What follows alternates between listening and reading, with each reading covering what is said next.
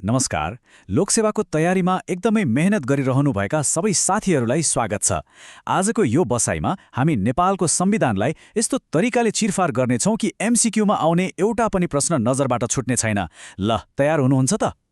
ल, अब ढिला नगरी सिधै विषयमा लागौँ है त। हेर्नुस्, नेपालको संविधान भनेको एउटा यस्तो टपिक हो जहाँबाट लोकसेवाको परीक्षामा एउटा प्रश्न त लगभग स्योर जस्तै हो। त्यसैले आजको यो विश्लेषण एकदमै ध्यान दिएर एक सेकेन्ड पनि नछुटाई हेर्नुहोला है।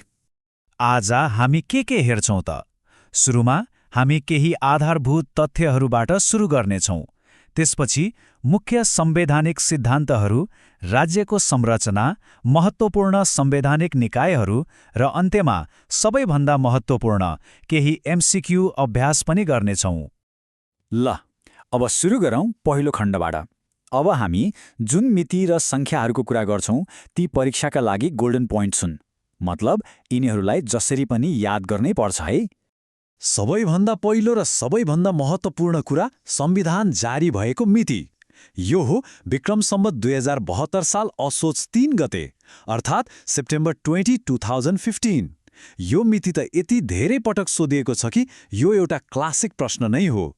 त्यसैले बीएस र एडी दुवैमा याद राख्नुहोला। अब लागौँ केही सङ्ख्याहरूतिर। पहिलो प्रश्न, नेपालको संविधानलाई कति भागमा बाँडिएको छ? यसको उत्तर हो जम्मा 35 भाग। यो सङ्ख्या सिधै एमसिक्यूमा सोध्न सक्छ, त्यसैले दिमागमा ट्याक्कै सेट गरिहाल्नुहोस् है। ठिक छ, भाग 35 भयो। अब धारा कति त? संविधानमा जम्मा 308 वटा धारा छन्। एउटा कुरा याद राख्नुहोला, लोकसेवाले अक्सर भाग, धारा र अनुसूचीको सङ्ख्यामा कन्फ्युज गराएर प्रश्न सोध्छ, त्यसैले एकदम क्लियर हुनुपर्छ। र अन्त्यमा अनुसूचीको सङ्ख्या हो 9। ल, अब एकैचोटि सम्झौँ त।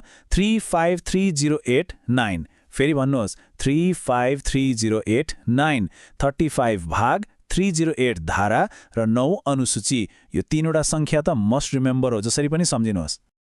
ल, अब जाउँ हाम्रो दोस्रो खण्डमा, जुन हो मुख्य संवैधानिक सिद्धान्तहरू। यी सिद्धान्तहरू राम्ररी बुझ्नुभयो भने घुमाएर सोधिने कन्सेप्चुअल एमसिक्यूहरू हल गर्न एकदमै सजिलो हुन्छ। संविधानको धारा 1 ले के भन्छ भने, संविधान नेपालको मूल कानुन अर्थात् फन्डामेन्टल ल हो। अब यहाँ सबैभन्दा महत्त्वपूर्ण कुरा के छ थाहा छ? यो वाक्य, संविधानसँग बाजिने कानुन बाजिएको हदसम्म अमान्य हुनेछ। यो एउटै वाक्यले संविधानको सर्वोच्चता, सुप्रिमेसीलाई देखाउँछ र हो यो परीक्षाको लागि एकदमै हट टपिक हो। अब हेरौँ धारा 4, जसले नेपाल राज्यका विशेषताहरू बताएको छ। यी शब्दहरूमा एकदमै ध्यान दिनुहोला। स्वतन्त्र, अविभाज्य, सार्वभौम सत्ता सम्पन्न, धर्मनिरपेक्ष, समावेशी, लोकतन्त्रात्मक, समाजवाद उन्मुख र सङ्घीय लोकतान्त्रिक गणतन्त्रात्मक राज्य। एमसिक्यूमा के गर्छ भने यस्तै मिल्दोजुल्दो तर गलत शब्द राखेर ट्र्याप गर्न खोज्छ। त्यसैले यी शब्दहरू जस्ताको तस्तै याद गर्नु एकदमै जरुरी छ। अब पालो तेस्रो खण्डको, राज्यको संरचना र अधिकारको बँडफाँड। यो पनि परीक्षाको दृष्टिकोणले एउटा हाई यिल्ड एरिया हो, मतलब यहाँबाट प्रश्न आउने सम्भावना धेरै हुन्छ। धारा 56ले नेपालको राज्य संरचनालाई 3 तहमा विभाजन गरेको छ। कुन कुन त? सङ्घ, प्रदेश र स्थानीय। भन्नुपर्दा नेपालको सङ्घीयताको ब्याकबोन नै यही हो। ल, अब एकदमै ध्यान दिनुहोस्। यो तालिका त एमसिक्यूको लागि सुपर हाई यिल्ड क्षेत्र हो। यहाँबाट सिधै प्रश्न आउँछ, कुन अनुसूचीमा कुन तहको अधिकार छ भनेर। हेर्नुहोस् है, अनुसूची 5 मा सङ्घको, 6 मा प्रदेशको, 7 मा सङ्घ र प्रदेशको साझा, 8 मा स्थानीयको र 9 मा 3 वटैको साझा अधिकार। यो तालिकालाई त स्क्रिनसट लिएरै राख्नुहोस् वा कतै टिपोट गरिहाल्नुहोस्, किनभने यहाँबाट प्रश्न आउने सम्भावना एकदमै धेरै छ। ल, अब हामी चौथौँ खण्डमा आइपुग्यौँ, महत्त्वपूर्ण संवैधानिक निकायहरू। यहाँबाट चाहिँ नियुक्ति प्रक्रिया, पदावधि र काम कर्तव्यबारे सिधा प्रश्नहरू सोध्ने गरिन्छ। सुरु गरौँ महालेखा परीक्षकबाट। यसको व्यवस्था संविधानको भाग 22 मा गरिएको छ। कहिलेकाहीँ भाग पनि सोधिन सक्छ, त्यसैले यो पनि याद राख्नुहोला है। महालेखा परीक्षकको बारेमा 2वटा कुरा एकदमै महत्त्वपूर्ण छ।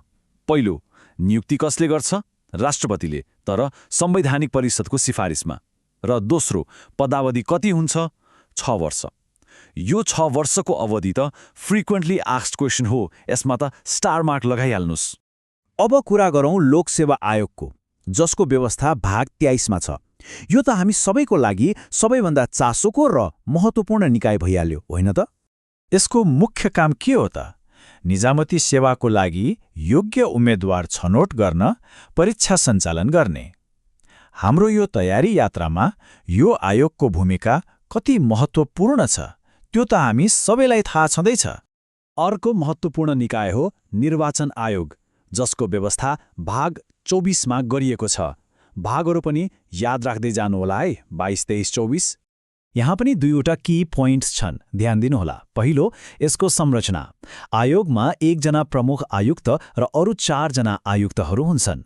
यो 1+4 को फर्मुला याद राख्नुहोस् है, एमसीक्यूमा सोध्न सक्छ। र दोस्रो, यसको नियुक्ति प्रक्रिया महालेखा परीक्षकको जस्तै हो, अर्थात् राष्ट्रपतिले संवैधानिक परिषदको सिफारिसमा गर्नुहुन्छ। ल, यति धेरै कुरा त पढ्यौं। अब आफूलाई टेस्ट गर्ने बेला भयो।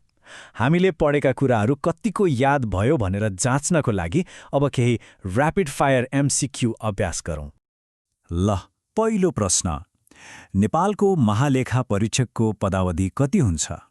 ए 4 वर्ष, बी 5 वर्ष, सी 6 वर्ष वा डी 65 वर्षको उमेरसम्म? सोच्नुहोस्। 3, 2, 1। ठिक, सही उत्तर हो सी 6 वर्ष। हामीले भर्खरै भनेका थियौं, यो एकदमै धेरै सोधिने प्रश्न हो। अब दोस्रो प्रश्न। संविधान अनुसार प्रदेशको अधिकार सूची कुन अनुसूचीमा छ? अनुसूची 5, अनुसूची 6, अनुसूची 8 वा अनुसूची 9?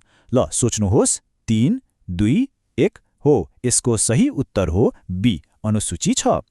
अनुसूची 5मा सङ्घको र 8मा स्थानीय तहको अधिकार थियो, याद छ नि? ल, अब अन्तिम रिभिजन गरौँ। यो 5 कुरा याद राख्नुभयो भने यो टपिकबाट आउने प्रश्न सिक्योर हुन्छ। 1.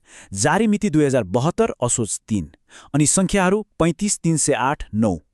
2. संविधान मूल कानून हो। 3. राज्यका विशेषताहरू। 4. सरकारका 3 तह र 5. महालेखा परीक्षकको पदावधि 6 वर्ष। यी 5 कुराले तपाईँको तयारीलाई रक सलिड बनाउँछ। अर्को यस्तै महत्त्वपूर्ण टपिकको विश्लेषण नछुटाउनको लागि सब्स्क्राइब गर्न नभुल्नुहोला। अनि यो सामग्रीलाई पछि रिभिजन गर्नको लागि सेभ गरेर राख्नुहोस्। थप निशुल्क सामग्री र मक टेस्टको लागि www.loksewa.online भिजिट गर्नुहोला। तपाईँको तयारीको लागि धेरै धेरै शुभकामना।